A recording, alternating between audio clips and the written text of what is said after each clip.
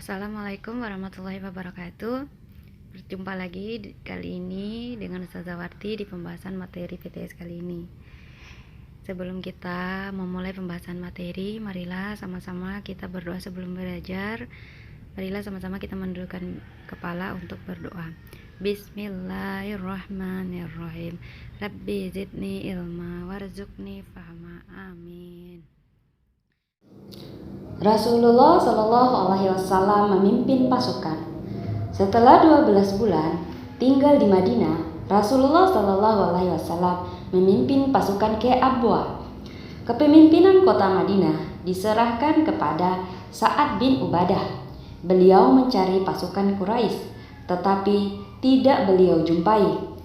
Kesempatan itu digunakan Rasulullah Shallallahu Alaihi Wasallam untuk membuat persekutuan dengan Bani Zamrah. Sebulan kemudian, Rasulullah Shallallahu Alaihi Wasallam keluar dari Madinah dengan memimpin 200 orang pasukan Muhajirin dan Ansar. Sasarannya adalah kafilah dagang Quraisy yang terdiri atas 2.500 unta dengan 100 pasukan awal. Kafilah itu dipimpin oleh Umayyah bin Khalaf. Rasulullah Shallallahu Alaihi Wasallam membawa pasukannya ke Buwan. Tetapi kafilah itu lolos karena telah mengambil jalan lain.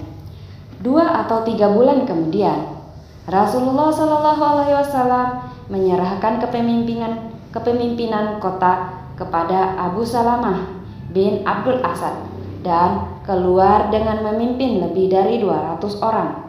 Pasukan terus maju dengan semangat menggebu sampai ke daerah Usyairah di pedalaman Yanbu. Sasarannya lagi-lagi kafilah Quraisy, yang kali ini diketahui oleh Abu Sufyan. Sekitar sebulan lamanya, Rasulullah Shallallahu Alaihi Wasallam dan para sahabatnya tinggal di sana.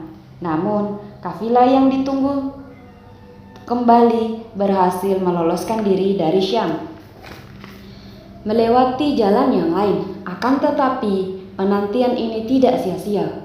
Beliau berhasil mengajak Bani Mudlij dan beberapa suku lain bersekutu memihak kaum muslimin. Anak soleh-solehah tersayang, dengan semua tindakan ini, Rasulullah Shallallahu Alaihi Wasallam bertujuan merebut jalur dagang Quraisy ke daerah Syam. Semua suku di sekitar jalur dagang itu telah berhasil ditarik ke pihak kaum muslimin. Ini adalah tindakan yang sangat cerdas, sebab dengan demikian, kafilah Quraisy tidak dapat lagi berlindung kepada siapapun apabila suatu saat pasukan muslimin berhasil memburu mereka. Baru 10 hari Rasulullah Shallallahu Alaihi Wasallam tinggal di Madinah. Sepulang dari daerah Usyairah, tiba-tiba seorang bernama Qurs bin Jabir merampok sejumlah unta dan kambing. Rasulullah Shallallahu Alaihi Wasallam segera memimpin pasukan pemburu. Kepemimpinan kota Madinah beliau serahkan kepada Zaid bin Haritsah. Pasukan muslim menelusuri jejak Qurs sampai ke lembah Safawan di Badan. Namun, Qurs berhasil meloloskan diri. Semua taktik Rasulullah Shallallahu Alaihi Wasallam dengan mengirim berbagai pasukan telah menimbulkan rasa takut pada orang-orang yang tidak menyukai Islam. Namun, demikian, mereka mempunyai cara lain untuk menggoyahkan keimanan kaum muslimin. Apa yang kali ini mereka lakukan? Rasulullah Shallallahu Alaihi Wasallam hampir dikutuskan. Anak soleh-solehah tersayang, sudah beberapa lama putri Rasulullah Shallallahu Alaihi Wasallam, Ruqayyah, terserang sakit dan tak kunjung sembuh. Musuh-musuh Rasulullah Shallallahu Alaihi Wasallam dari kalangan Yahudi dan orang-orang munafik mulai menyebarkan desas-desus. Kalau memang Muhammad itu seorang nabi, tentu dengan mudah ia menyembuhkan penyakit putrinya. Jangan-jangan ia memang bukan seorang nabi, melainkan tukang sihir. Timpal yang lain. Dulu di Mekah, sihirnya berhasil memikat banyak orang, tetapi di sini ternyata tidak mempan.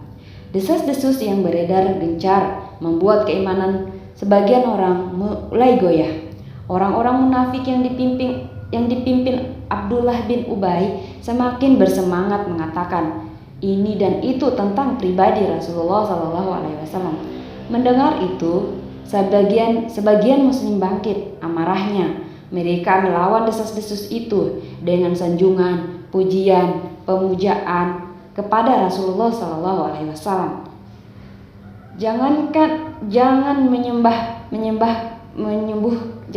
menyembuhkan penyakit, menghidupkan orang mati pun tentu Rasulullah SAW bisa. Demikian kata mereka.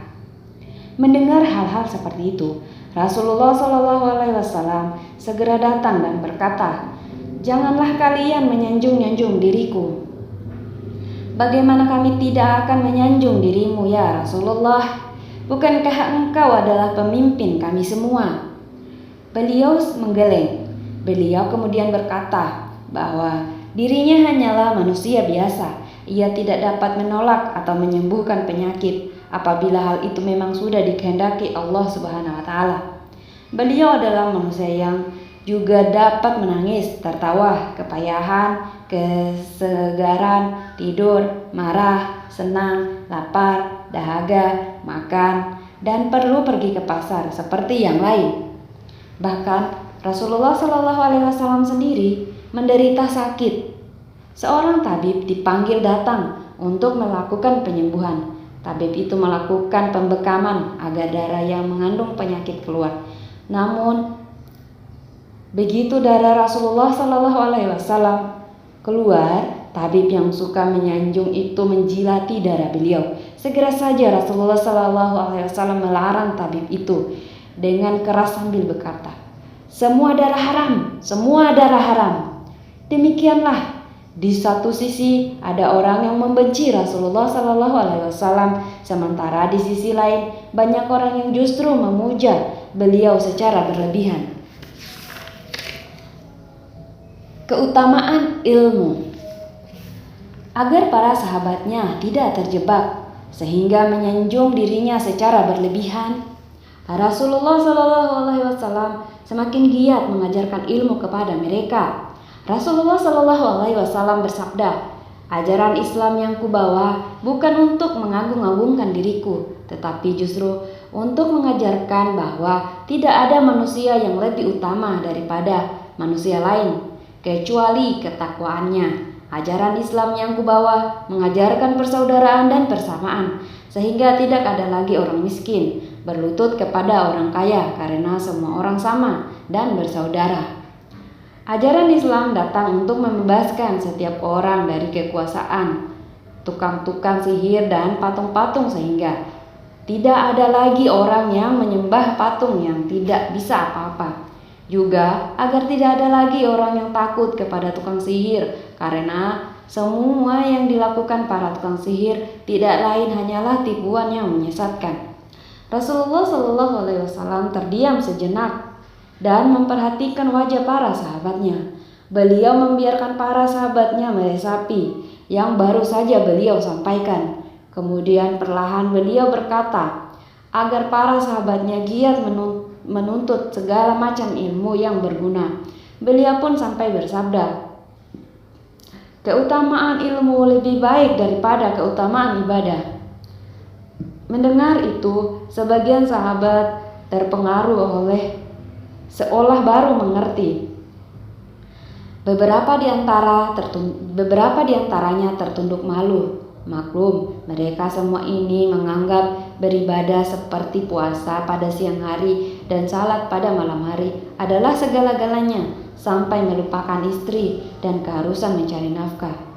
Perasaan menyesal timbul ketika mendengar kelanjutan sabda Rasulullah SAW yang mengatakan bahwa beliau sendiri makan, minum, memerhatikan istri, dan mencari rezeki yang halal. Beliau mengajak agar para sahabat tidak berlebihan dalam beribadah.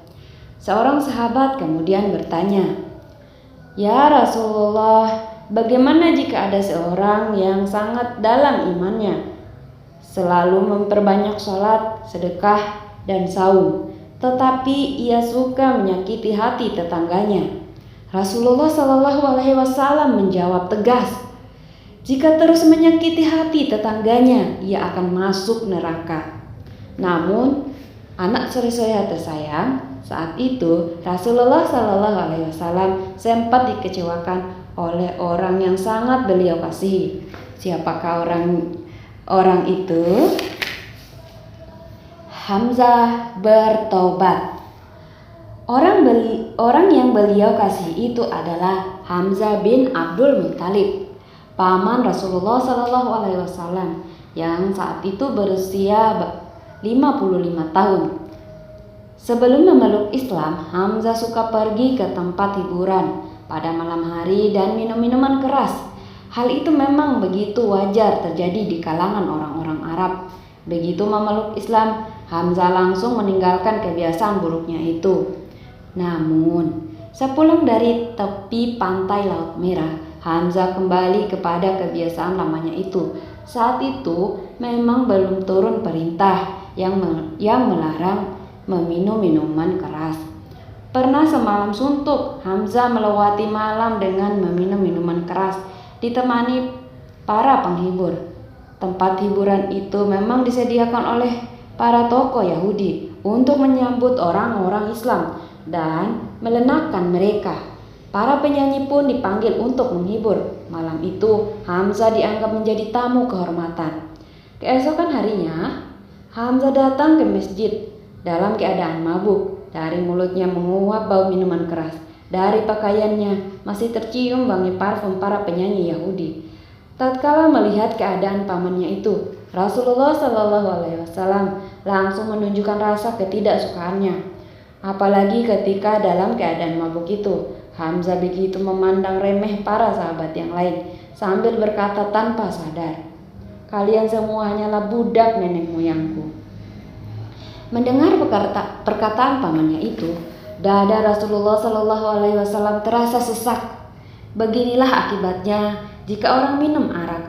Untunglah ketika sadar dari rasa mabuk, Hamzah begitu menyesali perbuatannya. Dengan air mata berlinang, ia meminta maaf kepada kaum muslimin. Di hadapan Rasulullah Shallallahu Alaihi Wasallam, Hamzah langsung bersumpah tidak akan lagi mendekati minuman keras. Setelah itu, tangis Hamzah seolah tidak tertahankan. Para sahabat amat terharu melihat lelaki yang begitu gagah menangis penuh takut kepada murka Allah. Lalu dosa-dosa Hamzah pun menghilang, hanyut bersama derasnya air mata penyesalannya.